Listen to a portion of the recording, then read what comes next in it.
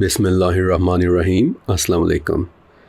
ایک بہت ہی خاص، بہت ہی خوبصورت اور بہت ہی حیرت انگیز ہونے والی ویڈیو میں میری طرف سے آپ سب کو خوش آمدید۔ آج ہم اس کائنات کے سب سے بڑے رازوں میں سے ایک راز وقت کے متعلق بات کرنے والے ہیں۔ وقت آخر ہے کیا؟ یہ چلتا کیسے ہے؟ اور ایک بہت ہی زبردست سوال کہ اگر ہم اسے دیکھ سکتے ہوتے تو یہ ہمیں کیسا دکھائی دیتا؟ کیا وقت صرف آگے کو چلتا ہے یا پھر اس میں واپس پیچھے بھی جایا جا سکتا ہے؟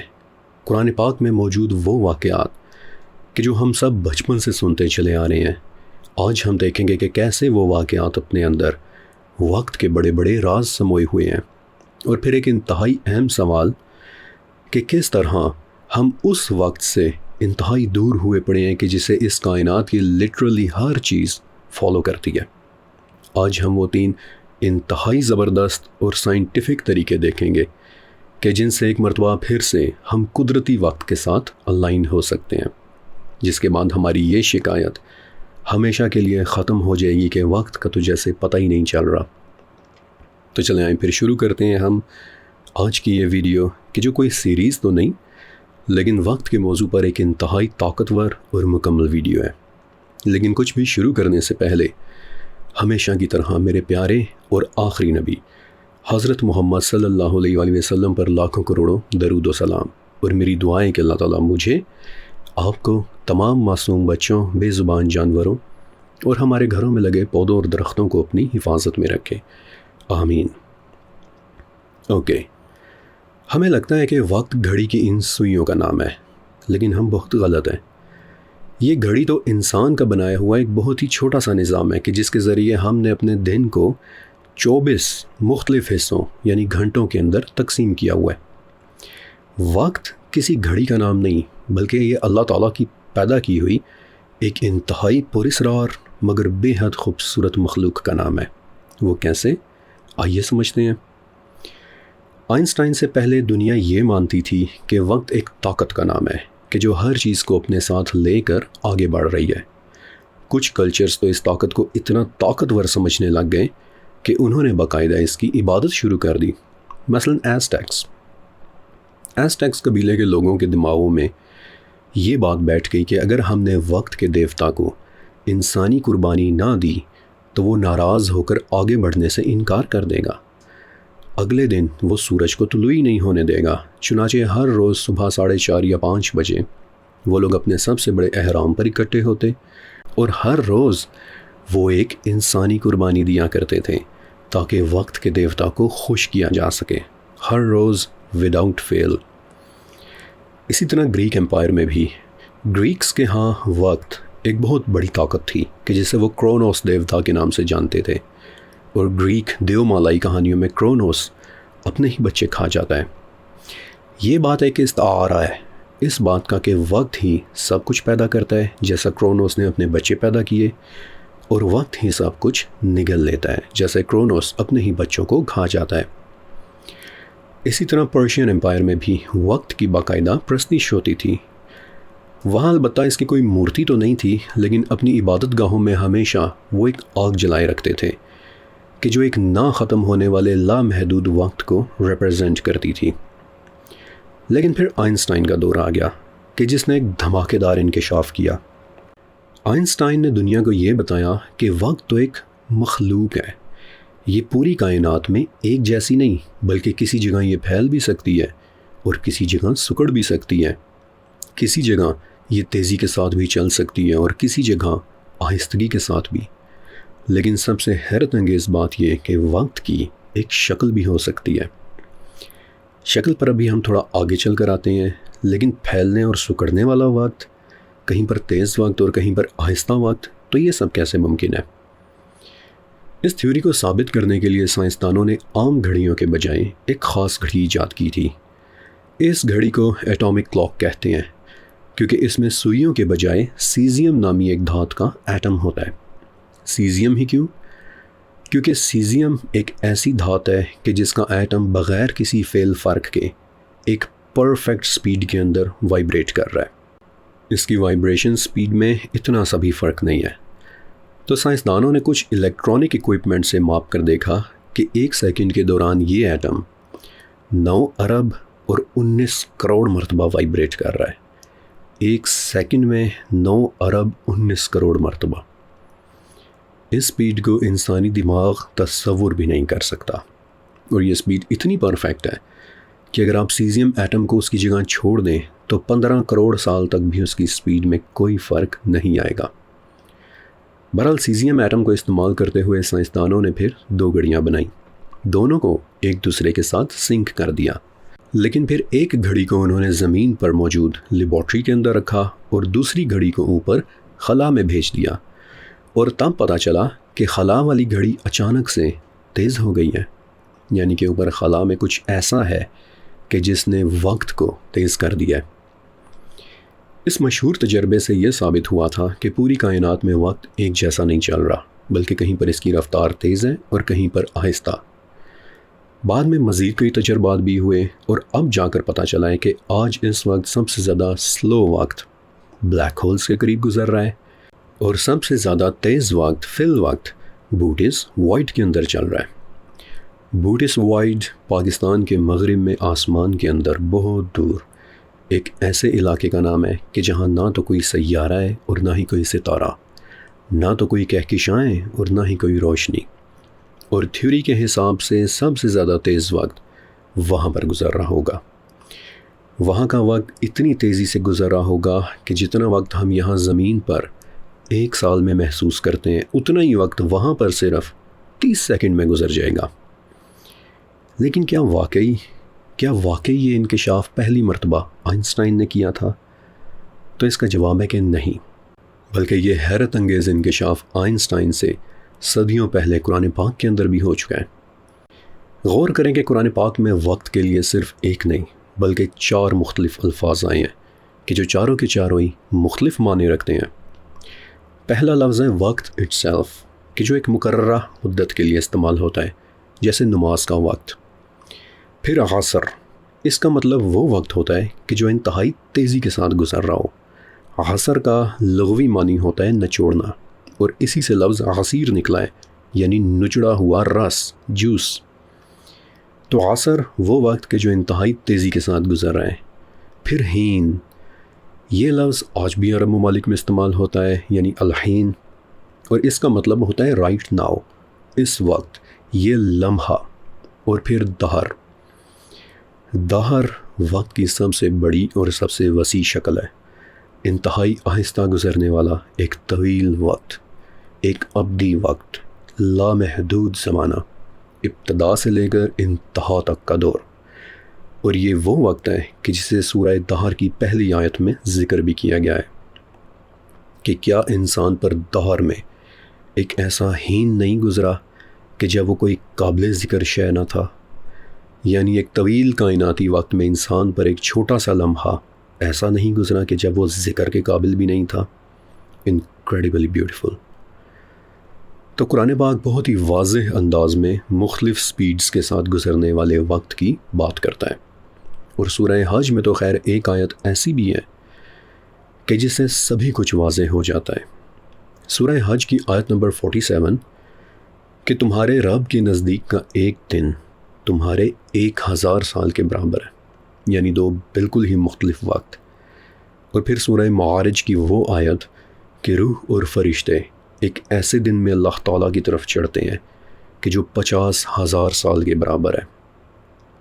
لہٰذا آئنسٹائن سے صدیوں پہلے قرآن پاک نے ہمیں یہ علم دے دیا تھا کہ وقت ہر جگہ پر ایک جیسا نہیں ہے، اور یہ صرف کائناتی اسکیل پر ہی نہیں بلکہ اگر اللہ چاہے تو اس دنیا میں بھی مختلف وقت ایک ساتھ موجود ہو سکتے ہیں۔ البقرہ کی 259 نمبر آیت کہ جس میں ایک ایسے شخص کا ذکر ہے کہ جسے اللہ تعالیٰ نے 100 سال تک کے لیے موت دے کر دوبارہ زندہ کیا تھا، اور پھر اس نے پوچھا تھا کہ تمہارے خیال میں کتنا وقت گزرا ہوگا؟ تو وہ بولے کہ ایک دن یا پھر دن کا کچھ حصہ۔ لیکن اسی آیت میں ان کے گدھے کا بھی ذکر ہے کہ جس پر واقعی 100 سال بیت جانے کا اثر بھی دکھائی دے رہا تھا، کیونکہ اب اس گدھے کی جگہ صرف اس کی ہڈیاں ہی بچی تھیں۔ پھر اسی آیت میں اس شخص کے کھانے پینے کے سامان کا بھی ذکر ہے کہ جو خراب تو کیا بلکہ پہلے دن کی طرح تر و تازہ تھا۔ یہ آیت قرآن پاک کا وہ حیرت انگیز مقام ہے کہ جہاں اللہ تعالیٰ نے پریکٹیکلی دکھایا کہ جگہ ایک ہی تھی لیکن تینوں چیزوں کے لیے وقت 3 مختلف رفتاروں سے گزر رہا تھا۔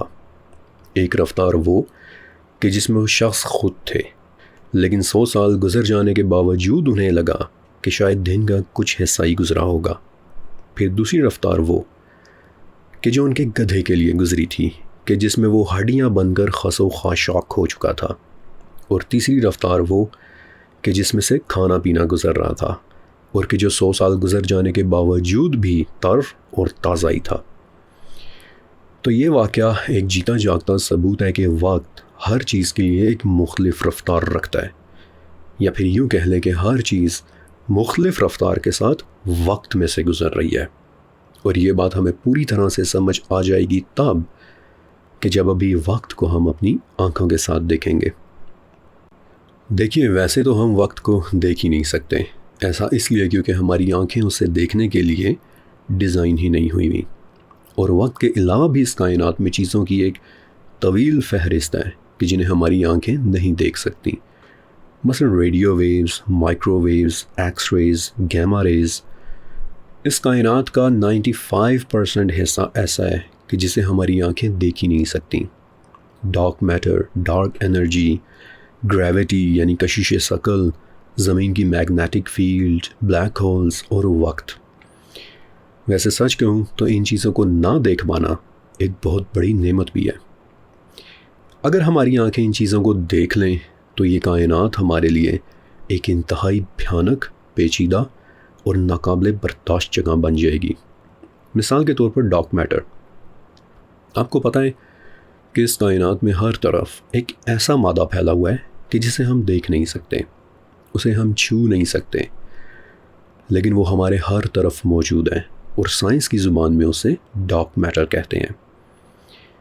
اب ذرا امیجن کریں کہ اگر ہماری آنکھیں اسے دیکھ لیں تو ہم پاگل ہو جائیں گے، کیونکہ ہم دیکھیں گے کہ ہم ایک کھلی ہوا میں نہیں بلکہ ایک عظیم الشان کالے سمندر کے اندر دفن ہوئے ہوئے ہیں، اور ڈارک میٹر کے اس بھیانک سمندر کو دیکھتے ہی ہمارا دماغ شدید قسم کے کلاسٹروفوبیا کا شکار ہو کر پاگل ہو جائے گا۔ اس لیے یہ بھی اللہ تعالیٰ کی ایک نعمت ہے کہ ہماری آنکھیں ہر چیز کو نہیں دیکھ سکتی، لیکن بالفرض اگر ہم وقت کو دیکھ سکتے ہوتے تو یہ ہمیں کیسا دکھائی دیتا؟ کسی روشن چمکدار شیشے کے بنے ہوئے غلاف کی طرح کہ جو کائنات میں ہر طرف پھیلا ہوا ہے، بڑے بڑے ستاروں کے گرد، چھوٹے چھوٹے سیاروں کے گرد، کہیں پر پگھلے ہوئے شیشے کی طرح مڑا، دھنسا اور کھنچا ہوا ہے، جبکہ کسی جگہ پر بہت ہی زیادہ پھیلا ہوا ہے۔ جہاں پر بھی بڑے بڑے بلیک ہولز یا ستارے موجود ہیں وہاں پر وقت کی تہیں بہت زیادہ ڈینس ہو جاتی ہیں، اندر کی طرف دھنس جاتی ہیں۔ اسی لیے بلیک ہولز کے قریب جانے پر محسوس ہوتا ہے کہ وقت آہستہ ہو گیا ہے۔ لیکن کیوں؟ بڑے بڑے سیاروں، ستاروں یا بلیک ہولز کے قریب پہنچ کر وقت کا یہ غلاف مڑ کیوں جاتا ہے؟ تو اس کا جواب ہے گریوٹی، یعنی کشش ثقل۔ لیکن کیوں؟ گریوٹی میں ایسی کیا خاص بات ہے کہ یہ وقت کو موڑ سکتی ہے؟ آخر گریوٹی کے علاوہ بھی تو اس کائنات میں اللہ تعالیٰ کی بنائی ہوئی دوسری قوتیں موجود ہیں۔ یہ سوال بہت ہی دلچسپ ہے، اور یہ سچ ہے کہ کائنات میں گریوٹی کے علاوہ 3 بڑی فورسز اور بھی ہیں۔ پہلی فورس ہے گریوٹی، دوسری فورس ہے الیکٹرو میگنیٹک فورس، تیسری فورس ہے ویک نیوکلیئر فورس، اور چوتھی فورس ہے اسٹرانگ نیوکلیئر فورس۔ لیکن وقت کے خلاف کو صرف گریوٹی موڑ سکتی ہے، کیوں؟ بڑا ہی دلچسپ سوال ہے۔ گریوٹی باقی 3 فورسز کی فیملی سے باہر کی ایک فورس ہے، دی آؤٹ کاسٹ فورس۔ غور کریں کہ باقی تینوں فورسز صرف خاص قسم کی چیزوں پر اثر ڈالتی ہیں، مثلا الیکٹرو میگنیٹک، یہ صرف اس چیز کو کھینچے گی کہ جس پر کوئی چارج ہوگا، مقناطیس صرف لوہے کو کھینچتا ہے، لکڑی، کاغذ یا پلاسٹک کے اوپر اس کا کوئی اثر نہیں ہوتا۔ اسٹرانگ نیوکلیئر فورس ایٹم کے اندر موجود چھوٹے چھوٹے ذرات کو آپس میں جوڑے رکھتی ہے، جبکہ ویک نیوکلیئر فورس صرف ذرات کو توڑنے کا کام کرتی ہے۔ مگر گریوٹی ایک اندھی طاقت ہے۔ لکڑی، لوہا، انسان یہ ہر چیز کو اپنی طرف کھینچ لیتی ہے، حتیٰ کہ روشنی کو بھی، اور یہاں تک کہ وقت کے غلاف کو بھی موڑ لیتی ہے۔ اور اسی وجہ سے جہاں پر جتنی گریوٹی زیادہ ہوگی وہاں پر وقت بھی اتنا ہی زیادہ مڑا ہوا ہوگا، اتنا ہی زیادہ سلو ڈاؤن محسوس ہوگا۔ پھر اگلا سوال کہ جیسے ہم کہہ دیتے ہیں کہ وقت گزر رہا ہے، تو یہ غلاف کیا واقعی حرکت کر رہا ہوگا؟ تو یہ جان کر آپ کو حیرت ہوگی کہ نہیں، بلکہ وقت کا یہ غلاف بالکل ٹھوس اور ساکن ہوگا، اس میں کوئی حرکت نہیں ہو رہی ہوگی۔ تو پھر ہم یہ کیوں کہہ دیتے ہیں کہ وقت گزر رہا ہے؟ تو اس کا جواب ہے کہ وقت ہمارے گرد سے نہیں گزر رہا ہوتا، بلکہ ہم وقت کے اس غلاف میں سے گزر رہے ہوتے ہیں۔ اسے ایک مثال سے یوں سمجھیں کہ امیجن کریں کہ آپ ٹرین کے اندر بیٹھے ہوئے ہیں، آپ آگے بڑھ رہے ہیں، لیکن ساتھ ہی ساتھ آپ کو لگتا ہے کہ دور موجود پہاڑ اور درخت بھی آپ کے ساتھ ساتھ آگے بڑھ رہے ہیں۔ لیکن کیا وہ پہاڑ اور درخت واقعی آگے بڑھ رہے ہوتے ہیں؟ نہیں، بلکہ وہ تو اپنی جگہ سالڈ اور منجمد ہوتے ہیں۔ تو جیسے ٹرین میں بیٹھے ہم اور ہمارا شعور آگے بڑھ رہا ہوتا ہے، بالکل ویسے ہی وقت کے غلاف میں ہمارا جسم اور ہمارا شعور آگے بڑھ رہا ہوتا ہے۔ سفر ہم کر رہے ہوتے ہیں، اور جہاں جہاں پر گریوٹی کی وجہ سے یہ غلاف مڑ جاتا ہے، وہاں سے گزرتے ہوئے ہم بھی سلو ڈاؤن ہو جاتے ہیں۔ ہمیں لگتا ہے کہ وقت کی رفتار مدھم ہو گئی ہے، مثال کے طور پر بلیک ہولز کے قریب۔ لیکن سوچنے کی بات یہ ہے کہ آخر فروزن اور منجمد ہی کیوں؟ یعنی وقت کو بھی حرکت کرتی ہوئی ایک مخلوق کیوں نہیں بنایا گیا؟ تو ٹرین والی مثال پر دوبارہ غور کریں۔ امیجن کریں کہ اگر پٹری ٹھوس نہ ہوتی، اگر وہ فروزن نہ ہوتی، اگر وہ بھی آپ کی ٹرین کے آگے بڑھنے کے ساتھ ساتھ لائیو بن رہی ہوتی، اگر قریب موجود پہاڑ اور درخت بھی ساتھ ساتھ آگے بڑھ رہے ہوتے تو کیا ہوتا؟ ذرا سی تاخیر یا ذرا سی گڑبڑ ہونے کی دیر ہوتی کہ پورے کا پورا نظام ہی کریش کر جاتا۔ اسی طرح اس کائنات میں بھی اگر ہر چیز کی طرح وقت بھی حرکت کر رہا ہوتا تو اس کائنات کا نظام بھی کریش کر جاتا۔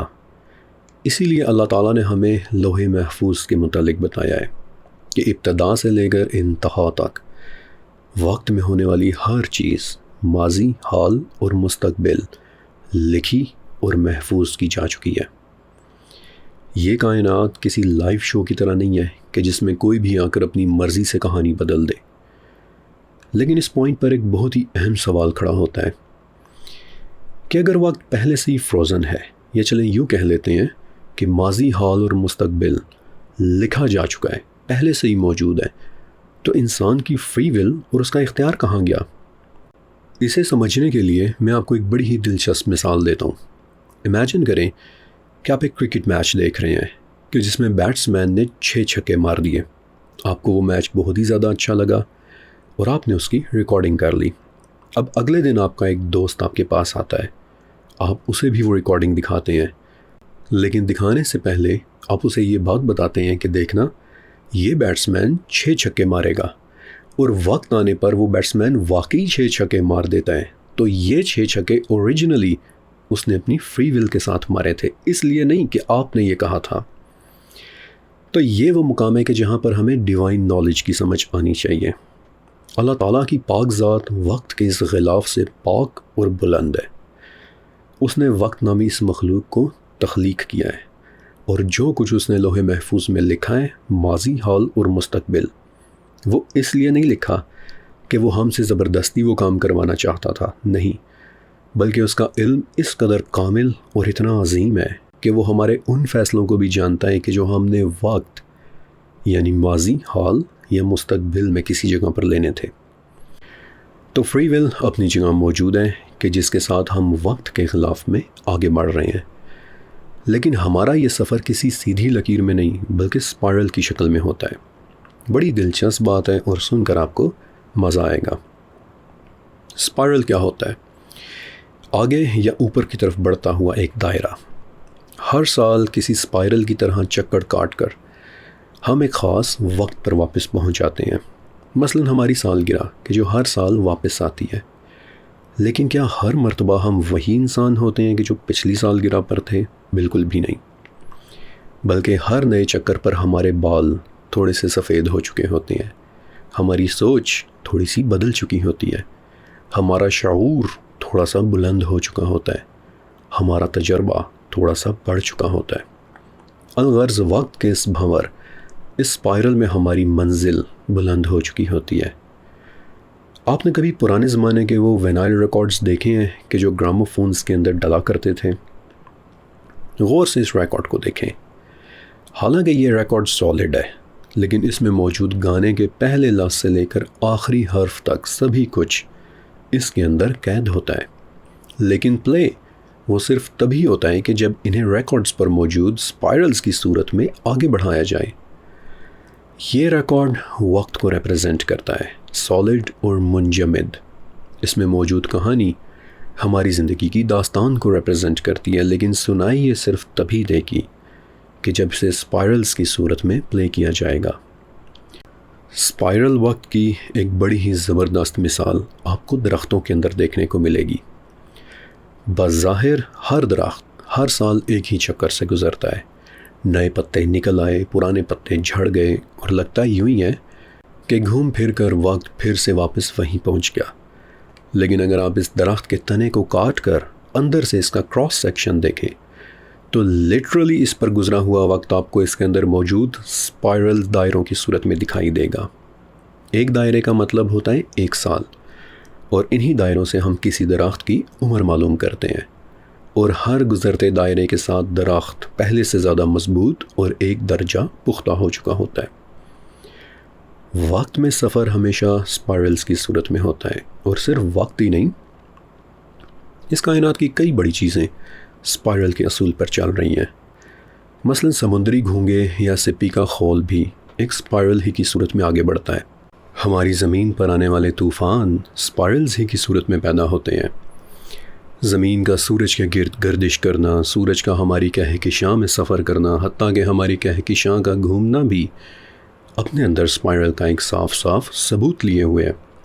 اور یہ اسپائرل بھی کوئی عام رینڈم اسپائرلز نہیں، بلکہ اگر آپ اس برخوتری میں موجود میتھمیٹکس کو کیلکولیٹ کریں تو آپ دیکھیں گے کہ اس اسپائرل کے دائروں میں ایک خاص ریشو کے ساتھ بڑھوتری ہو رہی ہے، کہ جسے دا فیبوناچی سیکوینس کہتے ہیں، یعنی 0، 1، 1، 2، 3، 5، 8، 13، 21، یعنی ہر اگلا نمبر اپنے پچھلے 2 نمبرز کی جمع ہوتا ہے۔ اور ایگزیکٹلی یہی تو وقت کا قانون ہے کہ مستقبل اپنے سے پچھلی 2 چیزوں یعنی حال اور ماضی کا مجموعہ ہوتا ہے۔ آپ کا اگلا ہر قدم ماضی اور حال کے قدموں پر ڈیپینڈ کرتا ہے، اور اسی خوبصورت اسپائرل کے ساتھ ہم وقت کے غلاف میں آگے بڑھتے ہیں۔ ویسے اس پوائنٹ پر ایک چھوٹا سا مگر دلچسپ سوال کہ جو ڈائریکٹلی وقت سے ریلیٹڈ تو نہیں ہے، لیکن اس کا جواب دینا اچھا ہوگا کہ اگر قدرت کا اصل ڈیزائن اسپائرل میں چھپا ہوا ہے تو پھر باقی چیزیں مثلا ماؤنٹین رینجز، درختوں کی شاخیں، جانوروں کے اعضاء، وہ بھی اسپائرلز میں آگے کیوں نہیں بڑھتے؟ تو اس کی 2 وجوہات ہیں۔ دیکھیے، وقت میں آگے بڑھنے کا راستہ اسپائرل ہے، اور کائنات کی تمام چیزیں اس کی مسافر۔ لیکن اگر آپ ایک گول موٹر وے کے اوپر گاڑی چلا رہے ہیں تو یہ ضروری نہیں کہ آپ کی گاڑی کی شکل بھی گولی ہونی چاہیے۔ اس میں کوئی شک نہیں کہ کائنات کا ہر ذرہ وقت کے بھنور میں سفر کر رہا ہے، لیکن اس کی جسمانی ساخت ایگزیکٹلی وہی ہوگی کہ جو اس کی بقا، اس کی سروائیول کے لیے بہترین ہوگی۔ پھر دوسری وجہ کہ آخر اللہ تعالیٰ نے باقی قوانین بھی تو بنائے ہیں، مثلا گریوٹی اور بیلنس۔ اگر کسی پودے کی تمام شاخیں صرف اسپائرلز ہی میں بڑھنا شروع کر دیں تو وہ پودا اپنا بیلنس کھو دے گا اور درخت بننے سے پہلے ہی گر جائے گا۔ لہٰذا سورج کی روشنی پانے کے لیے ضروری ہے کہ اس کی شاخیں سیدھی اوپر کی طرف جائیں، لیکن پھر بھی اسپائرل کے اس خوبصورت ڈیزائن کو وہ اپنے اندر کہیں نہ کہیں چھپا کر ضرور رکھتا ہے۔ لیکن آج ہماری اصل دلچسپی وقت کے اسپائرل میں ہے، اور اب آپ دیکھتے جائیے کہ وقت کا یہ اسپائرل تاریخ میں کس طرح جگہ جگہ دکھائی دیتا ہے۔ ایک بہت بڑی اور بہت ہی طویل سلطنت گزری ہے کہ جس سے ہم سبھی واقف ہیں، یعنی دی اینشینٹ ایجپٹ۔ اگر آپ ایجپٹ کی تاریخ پڑھیں تو آپ دیکھیں گے کہ وہ ایک پرفیکٹ اسپائرل کی شکل میں پیدا ہوئی اور اسی طرح ختم ہوئی تھی۔ مصر کی تاریخ کو 3 بڑے زمانوں میں تقسیم کیا جاتا ہے: the old kingdom, the middle kingdom اور دی نیو کنگڈم۔ ہر کنگڈم کے عروج کے بعد ایک زوال آیا، قحط پڑا، خانہ جنگیاں ہوئیں اور لگنے لگا کہ جیسے مصر کی کہانی ختم ہو چکی ہے۔ لیکن ٹھیک اسی وقت اگلی کنگڈم کا آغاز ہو جاتا، اور جو ہی وہ نئی کنگڈم ابھرتی تو پھر وہ زیرو سے نہیں بلکہ وہاں سے شروع کرتی کہ جہاں سے پچھلی کنگڈم نے چھوڑا تھا۔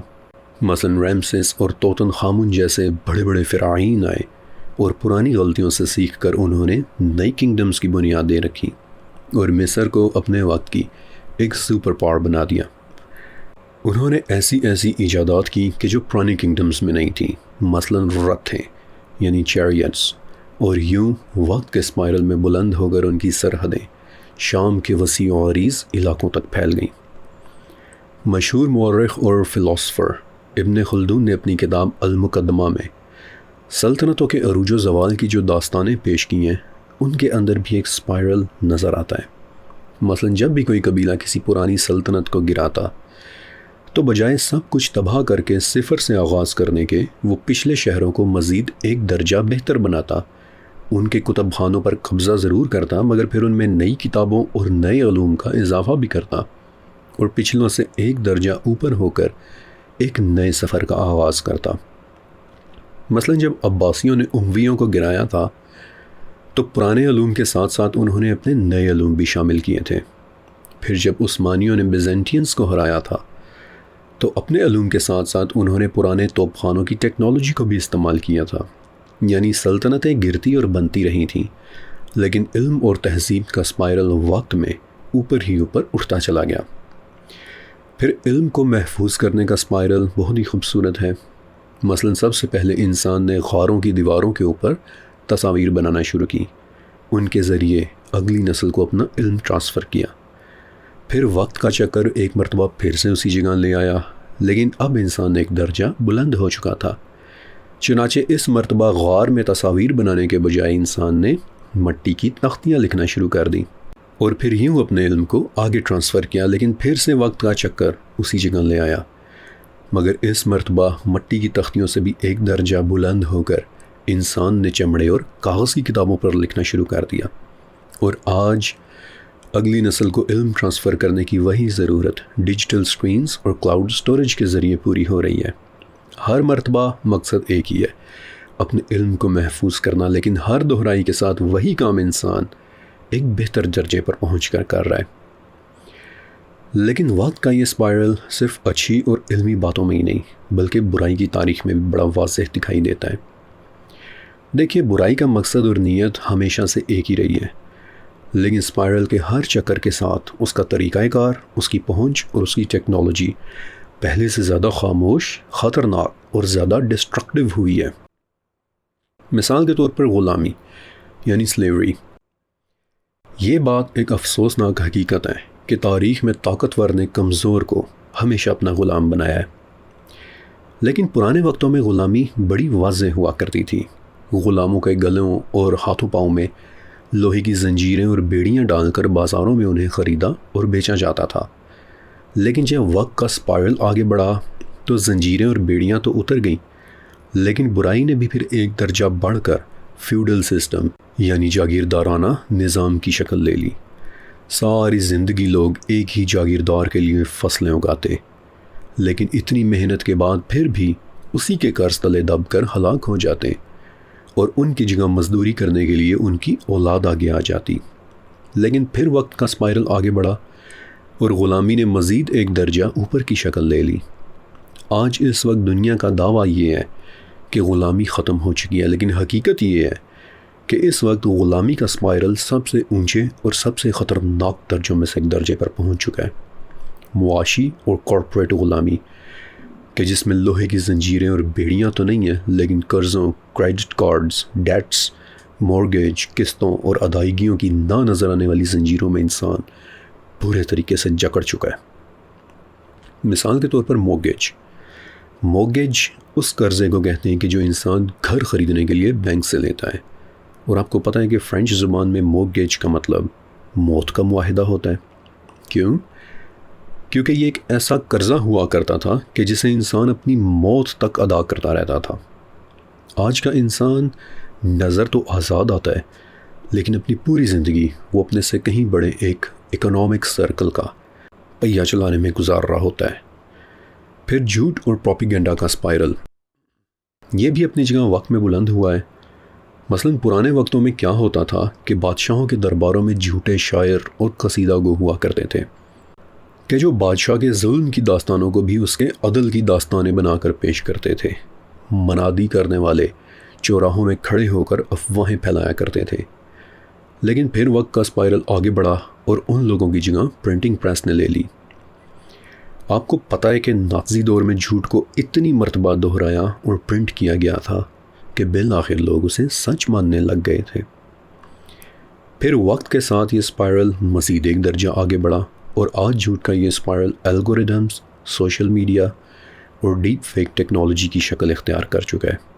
آپ یقین کریں کہ انسان سکرول کر رہا ہوتا ہے اور کوئی پتہ نہیں چلتا کہ سامنے جو ویڈیو آ رہی ہے یہ حقیقی ہے یا پھر اے آئی، بلکہ اے آئی ویڈیوز کی تعداد اس وقت اس قدر زیادہ ہو چکی ہے کہ حقیقی ویڈیوز پر بھی اب شک ہونے لگتا ہے۔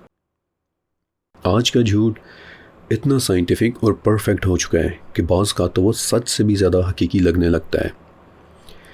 پھر انسان کو مارنے کی اوریجنل نیت وہی قابیل والی ہے کہ جب حسد میں آ کر اس نے اپنے بھائی حابیل کو مارا تھا۔ لیکن وقت کے اسپائرل میں آگے بڑھتے ہوئے اس نیت نے بڑی ایک لرزآغیز شکل لے لی ہے۔ قابیل نے حابیل کو پتھر کے ساتھ قتل کیا تھا۔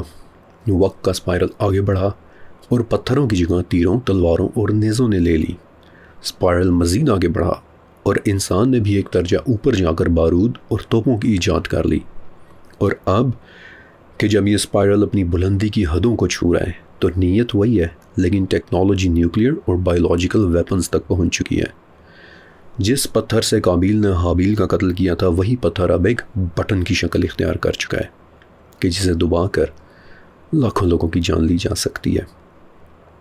لیکن اس ویڈیو کا مقصد آپ کو برائی میں نہیں بلکہ برائی سے نکال کر روشنی اور اچھائی کے اسپائرلز کی طرف لانا ہے۔ برائی تو صرف تباہی پھیلاتی ہے، لیکن جب ہم اچھائی، علم اور روحانیت کے اسپائرلز کی بات کریں تو پتہ چلتا ہے کہ انسانی روح اور شعور کو بھی اللہ تعالیٰ نے کسی دائرے میں قید نہیں رکھا ہوا، بلکہ اسے بھی ایک اسپائرل میں سفر کرنے کے لیے، ارتقاء اور بلندیوں کا سفر کرنے کے لیے پیدا کیا ہے۔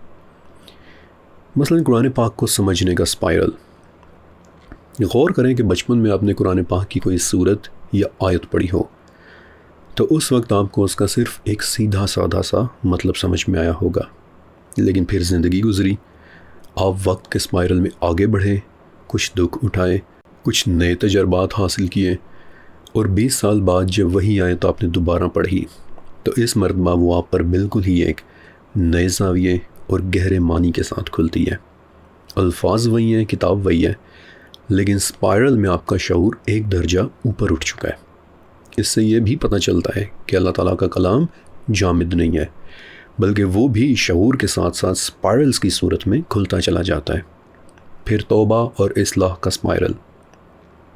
اکثر لوگوں کو لگتا ہے کہ وہ گناہ اور توبہ کے ایک بند دائرے کے اندر پھنس چکے ہیں، غلطی کرتے ہیں، توبہ کرتے ہیں، پھر دوبارہ غلطی کرتے ہیں اور سمجھتے ہیں کہ ایک مرتبہ پھر سے ہم پوائنٹ 0 کے اوپر واپس آ گئے ہیں۔ لیکن سچی توبہ بھی ایک اسپائرل کی صورت میں آگے بڑھتی ہے۔ جب انسان سچے دل سے معافی مانگ کر پلٹتا ہے تو وہ پوائنٹ 0 پر نہیں بلکہ ایک درجہ بلند ہو کر اپنے رب کے پہلے سے زیادہ قریب ہو چکا ہوتا ہے۔ توبہ اسے ایک درجہ اوپر اٹھا دیتی ہے۔ وقت کا یہ اسپائرل آپ کو اس کائنات میں ہر جگہ دکھائی دے گا، حتیٰ کہ زمین، چاند اور سورج کے کاسمک ڈانس کے اندر بھی۔ بچپن سے ہم پڑھتے چلے آئے ہیں کہ زمین سورج کے گرد ایک گول دائرے کی شکل میں گھوم رہی ہے، لیکن حقیقت اس کے بالکل الٹ ہے۔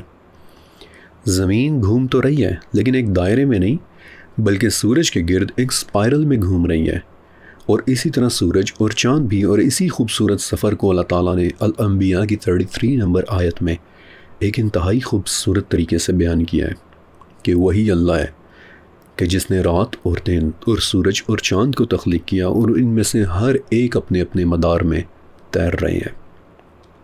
ان چاروں میں سے ہر ایک چیز ایک مدار، ایک اسپائرل میں تیر رہی ہے، سورج اور چاند بھی اور رات اور دن بھی۔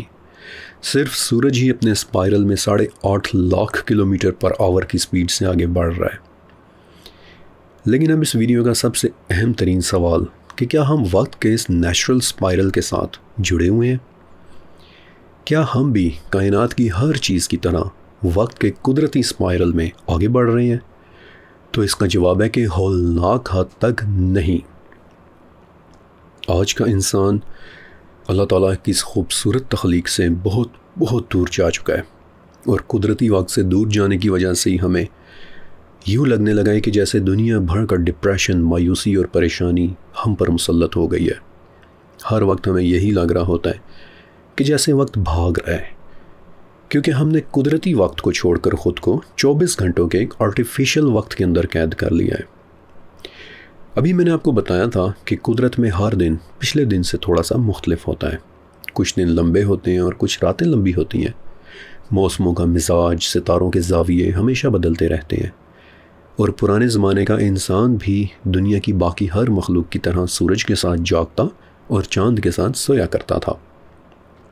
لیکن آج کا انسان 9 to 5 والی ایک جیسی روٹین میں کسی کولہو کے بیل کی طرح گول گول گھومے چلا جا رہا ہے۔ دنیا کی ہر مخلوق سورج اور چاند کے ساتھ جاگتی اور سوتی ہے، جبکہ انسان وہ واحد مخلوق ہے کہ جو الارم کے ساتھ جاگتی اور ریمائنڈر کے ساتھ سوتی ہے۔ جب رات کا چھا جانا ہمیں سونے کا کہہ رہا ہوتا ہے تو اس وقت ہم موبائل سکرینز کی نیلی روشنی میں ٹکٹکی باندھے دیکھ رہے ہوتے ہیں، اور ہمارے جسم کے اندر لگی ہوئی وہ نیچرل کلاک، وہ قدرتی گھڑی کہ جو ہمیں وقت کے ساتھ الائن کرتی ہے، ہماری بایولوجیکل کلاک، وہ بری طرح سے متاثر ہو جاتی ہے، اور نتیجہ ڈپریشن، مایوسی اور بے سکونی۔ پھر ایک ہی جیسی صبح، ایک ہی جیسے کام، ایک ہی جیسی تھکاوٹ اور ایک ہی جیسے دائرے میں بار بار گھومنے کی وجہ سے ہمارا سپائرل میں بڑھنا رک جاتا ہے، اور ہمیں یوں لگنے لگتا ہے کہ جیسے زندگی بس ایک بند دائرے کے اندر ہی گھسٹ رہی ہے۔ تو پھر اس بارے میں ہم کیا کر سکتے ہیں؟ خود کو ہم کیسے قدرتی وقت کے ساتھ الائنڈ کر سکتے ہیں؟ تو اس کے 3 طریقے ہیں، اور میں آپ کو بتا دوں کہ وہ کوئی فلسفیانہ نہیں بلکہ بڑے ہی سائنٹیفک طریقے ہیں، اور آج میں آپ کو ان کی سائنس بھی بتاؤں گا۔ اور ان 3 میں سے سب سے پہلا طریقہ ہے نماز۔ غور کریں کہ نماز کیا کرتی ہے۔ جس 24 گھنٹے کی قید کے اندر ہم نے اپنے آپ کو رکھا ہوا ہے، اس قید کو سب سے پہلے نماز توڑتی ہے، اور دن میں 5 بار توڑتی ہے، کیونکہ اللہ تعالیٰ نے نماز کے اوقات کو گھڑی کی سوئیوں کے ساتھ نہیں بلکہ کائنات کی گردش کے ساتھ جوڑا ہے۔ الاسراء آیت نمبر 78۔ نماز قائم کرو سورج کے ڈھلنے سے رات کے اندھیرے تک۔ جب فجر کی نماز ہوتی ہے تو آپ کسی فکسڈ الارم پر نہیں بلکہ کائنات کی گردش، اس میں موجود وقت کے سپائرل کے ساتھ بیدار ہوتے ہیں۔ نماز کی روٹین آپ کو تھکا دینے والی ایک لکیر سے نکال کر وقت کے مدار میں لے آتی ہے، اور آپ خود بخود ہی کائنات کے قدرتی سپائرل کے ساتھ گھومنا شروع ہو جاتے ہو۔ ہر نماز ایک نئے درجے پر لے کر جاتی ہے، اسی لیے اکثر جو سچے اور 5 وقتی نمازی ہوتے ہیں، آپ ان سے پوچھ کر دیکھیں، سب سے پہلے وہ آپ کو یہ بتائیں گے کہ ہمیں بہت ہی سکون محسوس ہوتا ہے۔ بے چینی سے وہ لوگ کوسوں دور ہوتے ہیں، کیونکہ وہ قدرتی وقت کے ساتھ سنکڈ ہو چکے ہوتے ہیں۔ اسی لیے کہتے ہیں کہ نماز مومن کی معراج ہے۔ باید ویسے یہ خوبصورت جملہ آپ کو احادیث میں تو نہیں ملے گا، کیونکہ اس کا حدیث نبوی ہونا ثابت نہیں ہے۔ البتہ نماز کے متعلق ایک اور حدیث ہے کہ جب تم میں سے کوئی نماز پڑھتا ہے تو وہ اپنے رب کے ساتھ ہم کلام ہوا ہوتا ہے، اور اسی حدیث کی بنیاد پر پھر شاید کہا گیا ہو کہ نماز مومن کی معراج ہے۔ لیکن جس نے بھی یہ کہا بہت ہی خوبصورت کہا ہے، کیونکہ غور کریں معراج کیا ہوتی ہے۔ ایک ایسی چیز کہ جو درجہ بدرجہ اوپر لے کر جائے، بالکل کسی سپائرل کی طرح۔ جب انسان 5 مرتبہ 24 گھنٹوں کی روٹین کو توڑ کر اللہ تعالیٰ کے حضور کھڑا ہوتا ہے تو وہ کسی پکی ٹھکی روٹین کو محض ریپیٹ نہیں کر رہا ہوتا، بلکہ ہر مرتبہ اس کی روح ایک درجہ اوپر اٹھ کر اسے نیچرل وقت کے سپائرل کے ساتھ جوڑ رہی ہوتی ہے۔ دوسرا طریقہ ہے طواف کعبہ۔ کعبہ کا طواف کائناتی سپائرل کے ساتھ ہم آہنگ ہونے کی شاید سب سے پریکٹیکل مثال ہے۔ بظاہر دیکھنے میں یہ گول دائرے کا چکر لگتا ہے کہ انسان حجر اسود سے شروع ہوا اور 7 چکر لگا کر پھر سے حجر اسود پر واپس آ گیا، لیکن حقیقت میں طواف بھی گھومتا ہوا ایک دائرہ نہیں بلکہ بلند کرتا ہوا ایک روحانی اسپائرل ہے۔ جب کوئی حاجی اپنا پہلا چکر مکمل کرتا ہے تو اس کا جسم تو بظاہر وہی ہوتا ہے، لیکن اس کے گناہ کم اور اس کا درجہ بلند ہو چکا ہوتا ہے۔ اور 7 چکر پورے کرنے کے بعد یہ ممکن ہی نہیں کہ انسان اسی 0 پوائنٹ کے اوپر کھڑا ہو، نہیں، بلکہ اس کا شعور اور اس کی روح اسپائرل میں ایک اڑان بھر کر بیت المعمور میں گھومتے فرشتوں کے ساتھ ہم آہنگ ہو چکی ہوتی ہے۔ اسی لیے دل سے طواف کرتے ہوئے اکثر ہماری آنکھوں سے آنسو ٹپک پڑتے ہیں، کیونکہ ہم فطرت کے ساتھ سنکڈ ہو چکے ہوتے ہیں۔ پھر ایک اور چھوٹا سا تجربہ کریں، اپنی کلائی پر بندھی ہوئی گھڑی کو دیکھیں۔ اگر وہ سوئیوں والی ہے تو اس کی سوئیاں لیفٹ ٹو رائٹ چل رہی ہوں گی۔ اس موشن کو کلاک وائز موشن کہتے ہیں، اور یہ انسان کا بنایا ہوا ایک آرٹیفیشل موشن ہے، کیونکہ جب ہم کائنات کا مطالعہ کرتے ہیں تو کائنات کی ہر بڑی اکائی سوئیوں کے الٹ یعنی اینٹی کلاک وائز گھوم رہی ہے۔ نیوکلیس کے گرد گھومتے الیکٹران سے لے کر زمین کے گرد گھومتے چاند تک سب کچھ اینٹی کلاک وائز گھوم رہا ہے۔ ہماری زمین، ہمارا سورج، حتیٰ کہ ہماری پوری کہکشاں اینٹی کلاک وائز گھوم رہی ہے۔ زمین پر بننے والے بڑے بڑے طوفان اینٹی کلاک وائز گھوم رہے ہیں، اور ٹھیک اسی طرح کعبہ کے گرد ہمارا طواف بھی اینٹی کلاک وائز ہو رہا ہے، کہ جو سب سے پریکٹیکل مثال ہے کہ کس طرح طواف کے دوران ہم خود کو کائنات کی ہر بڑی مخلوق انکلوڈنگ وقت کے اسپائرل کے ساتھ الائنڈ کر رہے ہوتے ہیں۔ پھر طواف کے دوران اگر لاکھوں نہیں تو ہزاروں لوگ ایک ہی وقت میں ایک ہی مرکز یعنی کعبہ کے گرد گھوم رہے ہوتے ہیں، لیکن کمال یہ ہے کہ پھر بھی ایک زبردست فلو برقرار رہتا ہے، کائنات کے اربوں کھربوں ستاروں اور سیاروں کی طرح، کہ جو ایک ہی وقت میں ایک ہی مرکز کے گرد کہکشاؤں کے اندر گھوم رہے ہوتے ہیں، لیکن پھر بھی آپس میں کوئی ٹکراتا نہیں ہے۔ یہ بھی ایک اظہار ہے کہ طواف کرتے ہوئے ہم دنیا کی اندھی دوڑ اور کٹ تھروڈ مقابلے بازی کے دوران آپس میں ٹکرانے کے بجائے اپنے اپنے مدار کو پہچان رہے ہوں، تاکہ کائنات کی اس خوبصورت فلو وقت کے اس آفاقی اسپائرل کا حصہ بن سکیں۔ اور تیسرا طریقہ ہے فارغ وقت کو ضائع نہ کرنا۔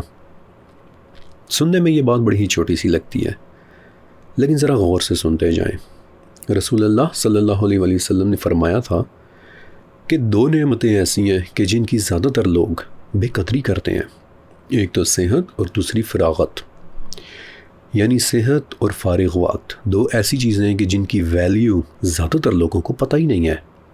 انسان وقت کے اسپائرل سے اسی وقت کٹنا شروع ہو جاتا ہے کہ جب اس کا دن سکرولنگ، غفلت، بے مقصد گفتگو اور ذہنی شور کے اندر گزرنا شروع ہو جائے۔ نبی علیہ السلام نے فرمایا تھا کہ 5 چیزیں آنے سے پہلے 5 چیزوں کی قدر جان لو۔ بڑھاپا آنے سے پہلے جوانی کی قدر، مرض آنے سے پہلے صحت کی قدر، محتاجی آنے سے پہلے مال کی قدر، مصروفیت آنے سے پہلے فراغت کی قدر، اور موت آنے سے پہلے زندگی کی قدر۔ یہ حدیث سبحان اللہ ایک اسپائرل وقت کا نقشہ بیان کر رہی ہے کہ جوانی واپس نہیں آتی، صحت ہمیشہ نہیں رہتی، فراغت ہمیشہ نہیں ملتی، مال ہمیشہ نہیں رہتا، اور زندگی ہمیشہ نہیں چلتی۔ اس لیے ایک سچا مسلمان وقت کو کبھی بھی پوسٹ پون نہیں کرتا۔ وہ یہ نہیں کہتا کہ بعد میں شروع کروں گا، میں بعد میں نیک ہو جاؤں گا، نہیں، بلکہ وہ وقت کے ساتھ الائنڈ ہوتے ہوئے آج سے ہی خود کو ایک بہتر انسان اور ایک بہتر مسلمان بنانے کی کوشش کرتا ہے۔ مسند فردوس میں حضرت علی ابن ابی طالب رضی اللہ تعالیٰ عنہ کا ایک اثر درج ہے کہ تباہ ہو گیا وہ شخص کہ جس کے 2 دن ایک جیسے گزرے۔ غور سے سنیں، اس کا مطلب کیا ہے؟ اس کا مطلب یہ ہے کہ وہ انسان تباہ ہو گیا کہ جو وقت کے اسپائرل میں چلنے کے بجائے ایک دائرے کے اندر قید ہو جائے، کہ جس کا کل بھی ویسا تھا اور کہ جس کا آج بھی ویسا ہی ہے۔ حضرت علی رضی اللہ تعالیٰ عنہ بتا رہے ہیں کہ تمہاری زندگی کسی دائرے کی طرح نہیں ہونی چاہیے، بلکہ تمہارا آج گزرے ہوئے کل کی نسبت علم میں، نیکی میں، شعور میں ایک درجہ بلند ہونا چاہیے۔ اور جس دن آپ نے یہ 3 کام شروع کر دیے، یعنی نماز، طواف اور فراغت کی قدر، تو صد مبارک، کیونکہ اب آپ 24 گھنٹوں کی قید سے نکل کر وقت کے اس خوبصورت بھنور کے اندر شامل ہو چکے ہیں۔ اور اب ایک ایسا بونس سوال کہ جو ہم میں سے شاید ہر ایک کے دماغ میں آتا ہے کہ کیا وقت کے اسپائرل میں سفر پیچھے کی طرف بھی ہو سکتا ہے، یا پھر دوسرے الفاظ میں ٹائم ٹریول؟ تو اس کا جواب ہے کہ روزمرہ کی زندگی اور ایک عام انسان کے لیے تو ٹائم ٹریول کرنا انتہائی مشکل بلکہ سائنٹیفک اعتبار سے آلموسٹ ناممکن کام ہے، لیکن تاریخ میں یہ ہوا ہے، اور اس کی ایک بہت واضح مثال ہماری اپنی کتاب میں بھی موجود ہے۔ سورہ کہف کی آیت نمبر 60 سے ایک واقعہ شروع ہوتا ہے کہ جو قرآن پاک کے حیرت انگیز ترین واقعات میں سے ایک ہے۔ ایک مرتبہ سادہ الفاظ میں اس واقعے کے اہم پوائنٹس آپ کے سامنے ریپیٹ کر دیتا ہوں، اور پھر ہم اس کے اوپر ڈسکس بھی کریں گے۔ اس واقعے کے مطابق حضرت موسیٰ علیہ السلام اپنے ایک خادم کے ساتھ ایک ایسے شخص کی تلاش میں جاتے ہیں کہ جسے اللہ تعالیٰ نے ایک خاص علم عطا کیا تھا۔ وہ کیا علم تھا؟ نام کے ساتھ اس کا ذکر نہیں ہے، البتہ یہ دونوں حضرات سفر میں کھانے کے لیے تلی ہوئی ایک مچھلی لے لیتے ہیں، ایک جگہ پہنچ کر پڑاؤ کرتے ہیں۔ موسیٰ علیہ السلام استراحت فرماتے ہیں جبکہ ان کے خادم جاگ رہے ہوتے ہیں، اور اس دوران وہ ایک حیرت انگیز ماجرا دیکھتے ہیں کہ اچانک سے تلی ہوئی وہ مچھلی زندہ ہو کر اپنا راستہ بناتی ہوئی پانی کے اندر چلی جاتی ہے۔ لیکن یہ بات حضرت موسیٰ علیہ السلام کو بتانا وہ بھول جاتے ہیں۔ یہ ایک بہت اہم پوائنٹ ہے۔ بہرحال یہ سفر کنٹینیو ہوتا ہے۔ موسیٰ علیہ السلام بھوک محسوس کرتے ہیں، خادم سے پوچھتے ہیں کہ مچھلی کہاں ہے، اور تب خادم بتاتے ہیں کہ وہ مچھلی تو زندہ ہو کر پانی میں چلی گئی تھی اور میں آپ کو بتانا بھول گیا تھا۔ اور موسیٰ علیہ السلام فوراً فرماتے ہیں کہ وہی تو نشانی تھی، وہیں پر تو ہمیں پراسرار علم والے اس شخص نے ملنا تھا۔ بہرحال دونوں حضرات اپنے اپنے ٹریکس کو فالو کرتے ہوئے واپس آتے ہیں، اور جس جگہ مچھلی زندہ ہوئی تھی وہاں پر واقعی انہیں ایک شخص ملتے ہیں کہ جو تفاسیر کے مطابق حضرت خضر علیہ السلام ہیں۔ موسیٰ علیہ السلام انہیں بتاتے ہیں کہ میں چاہتا ہوں کہ آپ مجھے وہ علم سکھائیں گے جو آپ کو دیا گیا ہے، لیکن خضر علیہ السلام موسیٰ علیہ السلام کو کہتے ہیں کہ آپ میرے ساتھ صبر نہیں کر سکیں گے۔ البتہ موسیٰ علیہ السلام انہیں یقین دلاتے ہیں کہ نہیں، میں صبر کر لوں گا، اور یہ ان کا سفر شروع ہوتا ہے۔ دونوں حضرات پہلے ایک کشتی میں سفر کرتے ہیں، لیکن سفر پورا ہونے پر خضر علیہ السلام اس کشتی کو ہی توڑ دیتے ہیں۔ موسیٰ علیہ السلام صبر نہیں کر پاتے اور پوچھ بیٹھتے ہیں کہ یہ آپ نے کیا کیا، اور خضر علیہ السلام کہتے ہیں کہ میں نے کہا تھا نا کہ آپ صبر نہیں کر پائیں گے۔ موسیٰ فرماتے ہیں کہ میں بھول گیا تھا۔ وانس اگین یہ بھولنے والا پوائنٹ بہت اہم ہے۔ ان کا سفر کنٹینیو ہوتا ہے، اور اس مرتبہ خضر علیہ السلام ایک لڑکے کا قتل کر دیتے ہیں، اور موسیٰ علیہ السلام پھر سے پوچھ اٹھتے ہیں کہ یہ آپ نے کیا کیا۔ یہ واقعہ آگے 82 نمبر آیت تک چلتا ہے، اور I'm sure کہ آپ سبھی نے یہ واقعہ سن رکھا ہوگا، لیکن یہاں تک اسے ریپیٹ کرنے کا مقصد آپ کے سامنے کچھ پوائنٹس لانا تھا۔ سب سے پہلی بات کہ وقت میں آگے اور پیچھے کا سفر کرنے کے لیے آپ کو اسپیس اور ٹائم کے بالکل درست کوآرڈینیٹس چاہیے ہوں گے۔ جب تک آپ ایک خاص وقت پر ایک خاص جگہ پر موجود نہ ہو، تب تک آپ کا ٹائم ٹریول شروع نہیں ہو سکتا۔ اور موسیٰ علیہ السلام کے لیے اس خاص جگہ پر پہنچنے کی نشانی تلی ہوئی مچھلی کا زندہ ہونا تھی، کیونکہ مری ہوئی چیز کے زندہ ہو جانے سے بہتر وقت میں واپسی کی اور کیا مثال ہو سکتی ہے۔ دوسری بات کہ وہ خادم یعنی یوشع ابن نون، انہوں نے مچھلی کو زندہ ہوتے دیکھا تھا، لیکن یہ اتنی بڑی بات وہ موسیٰ علیہ السلام کو بتانا ہی بھول گئے تھے۔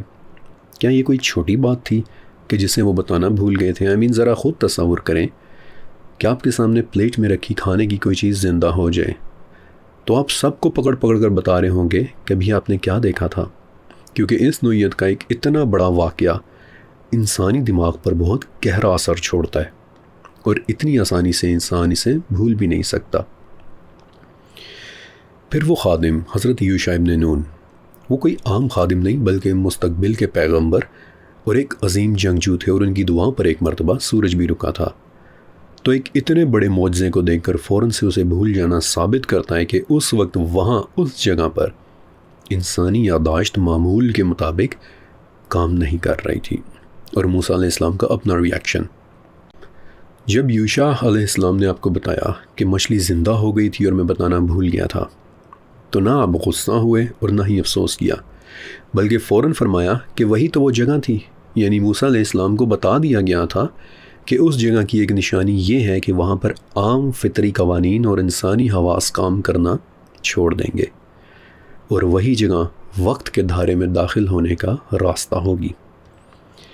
پھر موسیٰ علیہ السلام بذات خود کہ جو اللہ تعالیٰ کے ایک انتہائی جلیل القدر اور اولو العزم پیغمبر تھے، جن کی یادداشت اور جن کے عزم پر کسی قسم کا کوئی شک نہیں ہو سکتا، لیکن خضر علیہ السلام کے ساتھ اس سفر میں 3 مرتبہ یہ بات ان کی یاد سے اوجھل ہوئی کہ اب میں سوال نہیں کروں گا، اور یہ چیز سجیسٹ کرتی ہے کہ اس وقت وہ سفر وقت کے کسی عام دھارے میں نہیں ہو رہا تھا۔ ایک بہت ہی سادہ سی مثال کہ جب ہم ایک ٹائم زون سے دوسرے ٹائم زون میں سفر کرتے ہیں، فرض کر لیں کہ ماسکو سے نیو یارک تک، تو ہماری جسم پر ایک خاص کیفیت طاری ہو جاتی ہے کہ جسے جیٹ لیگ کہتے ہیں۔ اس میں ہمارا دماغ سلو ہو جاتا ہے، نیند حاوی ہو جاتی ہے، اور نئے ٹائم زون کے ساتھ ایڈجسٹ کرنے میں ہمارا جسم تھوڑا سا وقت لیتا ہے۔ تو اگر ایک چھوٹے سے ٹائم زون کو بدلنے سے جسم کا یہ حال ہو جاتا ہے، تو امیجن کریں کہ وقت کے بالکل ہی ایک نئے اسپائرل یا ایک نئے دھارے میں داخل ہونے سے یادداشت پر کیا اثر پڑے گا۔ یاد رکھیے گا کہ ہماری یادداشت چیزوں کو ایک سیدھی لکیر میں ریکارڈ کرتی ہے۔ مثلا پہلے انڈا ٹوٹا، پھر آملیٹ بنا، پھر میں نے کھایا، اسے انٹروپی کہتے ہیں۔ لیکن جس جگہ مچھلی زندہ ہو گئی، اس جگہ انٹروپی کا قانون اسی وقت ریزہ ریزہ ہو گیا۔ پہلے مچھلی مردہ تھی، پھر وہ زندہ ہوئی، پھر اس نے اپنا راستہ بنایا، پھر وہ آگے بڑھی۔ تو ایسے ریورس ترتیب والے مناظر دیکھ کر میموری گلچ ہو جانا ایک لازم سی بات تھی۔ پھر وہ تمام واقعات کے جو خضر علیہ السلام نے اس ٹائم لائن میں جا کر کیے۔ بائی دی ویز اس ٹائم لائن کا اسپائرل بھی بہت ہی حیرت انگیز تھا۔ دیکھیے ہماری دنیا کا ایک اصول ہے کہ پہلے وجہ بنتی ہے اور پھر اس کا نتیجہ نکلتا ہے۔ ایوری ڈے لینگویج میں ہم اسے دی کاز اینڈ افیکٹ کہتے ہیں۔ پہلے کشتی ٹوٹے گی، پھر اس میں پانی بھرے گا، اور پھر اس کے بعد کشتی عیبدار کہلائے گی۔ لیکن خضر علیہ السلام کے اس سفر میں یہ اصول بالکل الٹ ہو جاتا ہے۔ آگے چل کر بادشاہ نے کشتی چھین لینی تھی، یہ افیکٹ تھا، لیکن اس افیکٹ کی بنیاد پر خضر علیہ السلام نے پہلے ہی کاز پیدا کر دیا، یعنی کشتی میں سوراخ کر دیا۔ یہ بالکل ایسا ہی ہے کہ جیسے انہوں نے مستقبل میں بادشاہ کو کشتیاں چھینتے دیکھا ہو اور پھر وقت میں پیچھے آ کر ایک چھوٹی سی تبدیلی کر دی ہو تاکہ ٹائم لائن تھوڑی سی چینج ہو جائے، ایک چھوٹی سی ایڈجسٹمنٹ۔ اور یہ بھی ایک بڑی ہی زبردست بات ہے۔ یاد رکھیے گا کہ وقت میں سفر کرنے والا ایک ماہر مسافر کبھی بھی ماضی میں جا کر بڑی بڑی تبدیلیاں نہیں کرے گا، کیونکہ اس سے دی بٹرفلائی ایفیکٹ پیدا ہو سکتا ہے کہ جو پوری کائنات کے نظام کو بگاڑ سکتا ہے۔ دی بٹرفلائی ایفیکٹ کا مطلب ہوتا ہے کہ چھوٹی سی کوئی بات کہ جو آگے چل کر ایک بہت بڑا نتیجہ پیدا کر دے۔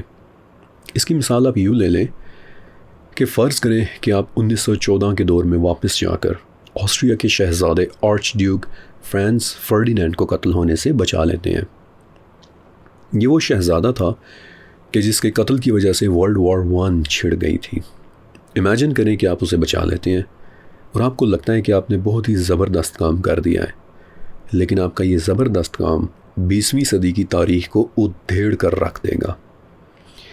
اگر فرڈینینڈ قتل نہ ہوتا تو ورلڈ وار 1 نہ ہوتی، اگر ورلڈ وار 1 نہ ہوتی تو دنیا کی حکومتیں ٹیکنالوجی پر کبھی بھی اتنا پیسہ نہ لگاتیں گے جو جنگ جیتنے کے لیے انہیں لگانا پڑا تھا، اور اگر ٹیکنالوجی پر انویسٹمنٹ نہ ہوتی تو نہ ہی آج یوٹیوب ہوتا اور نہ ہی آپ کے ہاتھ میں یہ موبائل فون۔ آج بھی دنیا میں پرانے بادشاہوں اور استعمار یعنی کالونیل پاورز کا نظام چل رہا ہوتا۔ آج بھی برٹش ایمپائر دنیا کے ایک بڑے حصے پر راج کر رہی ہوتی۔ یورپ کے بہت سارے ملک شاید آج نقشے کے اوپر ایگزسٹ بھی نہ کرتے ہوتے۔ چنانچہ ایک علم والا ٹائم ٹریول ماضی میں جا کر کبھی بھی بڑی بڑی تبدیلیاں نہیں کرے گا، بلکہ وہ صرف سرجیکل لیول پر مائکرو تبدیلیاں کرے گا، کہ جس طرح حضرت خضر علیہ السلام نے کی۔ انہوں نے کشتیاں دبوچنے والے ظالم بادشاہ یا اس کی بادشاہت کو تباہ نہیں کیا، بلکہ ایک مخصوص پوائنٹ پر چھوٹی سی سرجیکل تبدیلی کر کے اچھے لوگوں کی کشتی کو ضبط ہونے سے بچا لیا۔